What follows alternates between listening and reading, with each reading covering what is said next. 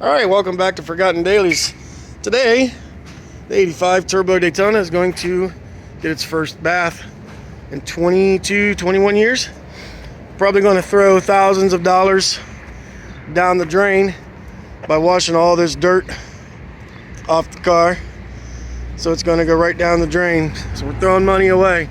Barn dust. So it's going to get its first vacuum in that many years. I'm not going to go into like full detail, but just to get the junk off the floor and the seats. And boy, I don't know, smells like good old mice up in here. You can see the dash is covered in mold and mildew from sitting. Car sat in a barn for 22 years, 21 years.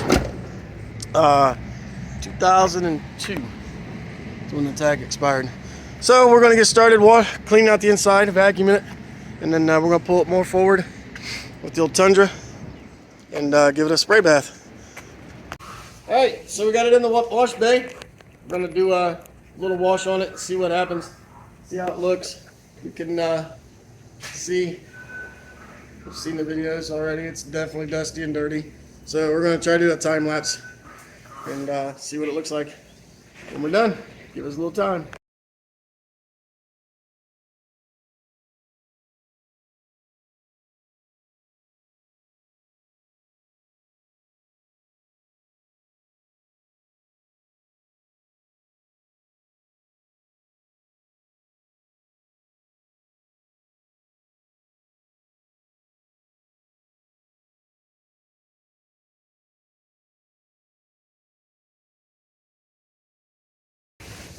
Alright, so we got its first bath in 20 some years.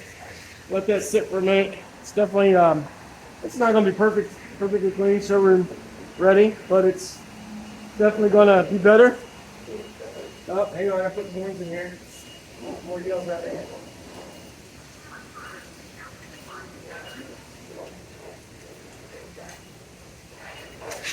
Anyways, it's going to look better than it did. We're going to rinse this off, take it back to the house, see if we can get the front wheels to roll. Do another time lapse here.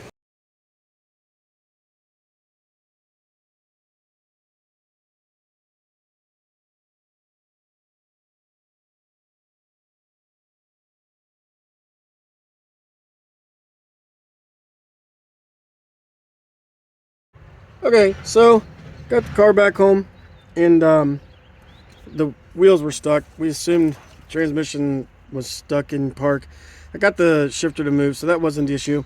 We were able to take it apart, and the pads were stuck on the rotors. So now this is the driver's side. It spins freely. I'm about to do the passenger side. I just removed the pads and hung the caliper back up. It's not that big of a deal. So initial inspection on this car, I thought it was like rust free, like none. However, I did find some. This is way up high in the wheel well, which is really strange. I've never seen one rust just up there. I've seen them start way down here and work their way up to there, but maybe I'm backwards, and maybe it actually starts here and works its way down. I don't know, but that is not that bad. It's hard to focus on it just because of its location, but it's way up high in the wheel well. You can see there's a body seam right here, so it's just below that, probably about 3 inches long. So now we go around to the driver's side, or passenger side, sorry, and I haven't gotten the tire off yet, but it is similar in style. It's still fairly solid there. I mean, I'm sure if I punched it with a hammer it would pop, but it's definitely behind the dash. It's definitely crunchy up in here, as you can hear it. And then this is the insulation that's up and behind the dashboard. I don't know what it's like behind the inner splash shield without removing, the mud flap and the splash shield. It's really difficult to tell. But reaching my hand behind in there, it does actually feel fairly solid. And again, it feels solid down here. So if we go up under the car, which if you know anything about these cars, you'll know that they are known for being rotten under here, but amazingly enough, this car shows from here no signs of any rust over here. This is the bottom inside of the passenger floor. You can see the fuel lines going there, and then this is the outside of the frame rail up into the wheel well and back. I was able to climb in the back and lifted up the spare tire cover because, again, I have no key to the doors or the hatch. And surprisingly, it's solid as well. So I am going to try to find a buyer for this car. The plan today is just to get it rolling so I can get the horizon out of the canopy building here. And this is going to go in there so it's at least, out of sight. For now, I do live in town and I have amazing neighbors, but I try to keep it as clean as I can around here. So it almost looks like it may have been an Indiana car at one point. Auto Liquidation Center, or Sports Connection, somewhere in Indiana. Looks like northeastern Indiana. But I did vacuum the interior. Just quickly. I threw 4 quarters in the vacuum and ran it. So whatever it got. So it still needs, detailing. It does smell like mice. There's no ifs, ands, or buts about that. Once I get in the canopy, that thing there, I'll open it up. I do have some new car smell stuff that I got cheap somewhere, and maybe we can, get some of it out. But until you tear it apart and get the mice nests out of it, you're never going to fully get rid of it. So you can see though, up inside the drain wells is just clear full. So the gentleman said there was a possum living under here, and apparently the possum wanted to decorate their home because as I was digging through all the debris, this was this little flower arrangement was in there. So yeah, the possum at least wanted a cute home. Still haven't thrown a battery in it yet. That's the next step once I get the wheels freed up. That's, to me, today more important. Did check the oil the other day when I picked it up. It was full, dirty, but at least full. Surprisingly enough, the radiator is all the way to the top as well, or close enough. So it's a good possibility that this little engine will at least turn over. I don't think probably won't run, but maybe shooting some carburetor cleaner down in it will help it. Inside of the radiator or the oil fill cap, yeah, it's just dirty up there. But anyways, let me get this driver's side tire rolling so we can work on getting it off the trailer here in a little while and go from there. All right, so literally 30 seconds after I ended shooting the engine area, I lowered my jack down to move it to the passenger side, and I still have my winch cable hooked to the car so it doesn't roll off the trailer, but I can use my remote to move it forward and backward so I know if it's moving. Anyway, as soon as I set the jack down, it started rolling backwards.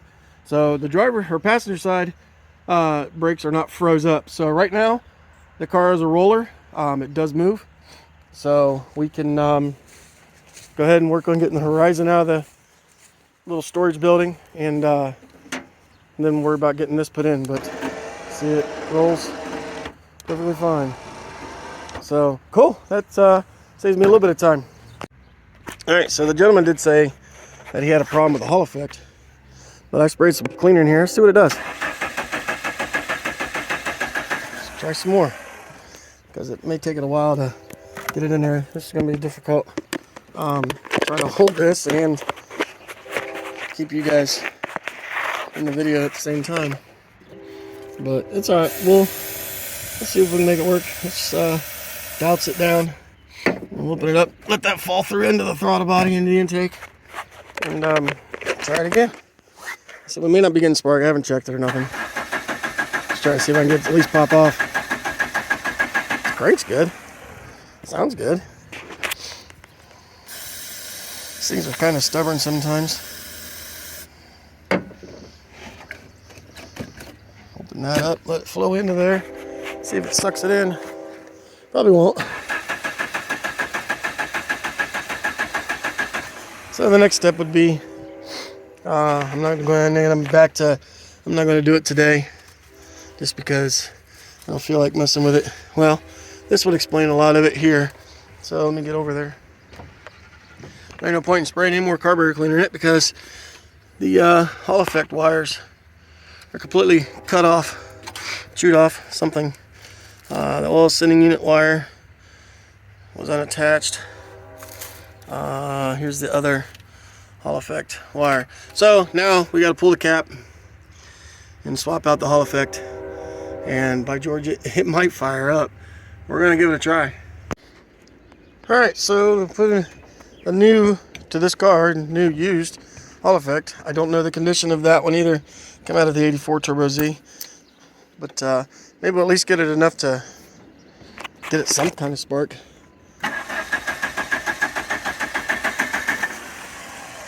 Let's try spraying it again.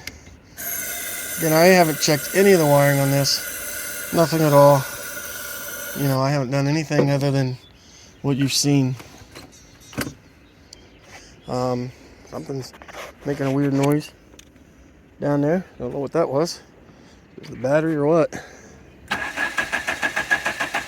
So it's still just cranking. It's not even trying to pop. So there could be an issue with, see those wires here from the Hall effect? They've got them jimmied up. That could be an issue without, you know, I don't know, they got two wires running into one. I don't know, maybe it's supposed to be that way. I'm not sure 100%, to be honest with you. Something, I don't know if it's the battery making a weird noise. Something keeps making a weird noise. So let's see if I can get this tape off with one hand.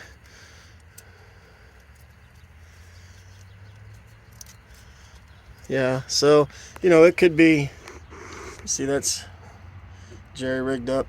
It could be that. That could be my issue.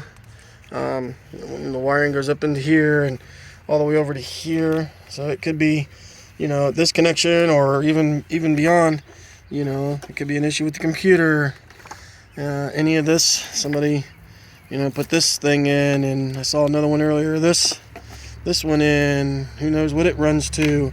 That's the problem when you get these old cars. You get people that, you know, they just want to hack stuff in here. And I noticed when I was in the car earlier, the back seats, somebody had cut the back seat panels out to put speakers in there. So who knows? And there's obviously a wire there with a housing wire nut on it. I don't know where it goes to. It looks like it runs to the coil. So, you know, who knows? But I'm not going to get too deep into this today. There's another wire running up to the hood. I assume the hood light with a house wire nut. Anyway, I'm not going to get too deep into this today. I don't have time. I got a bunch of other stuff to do.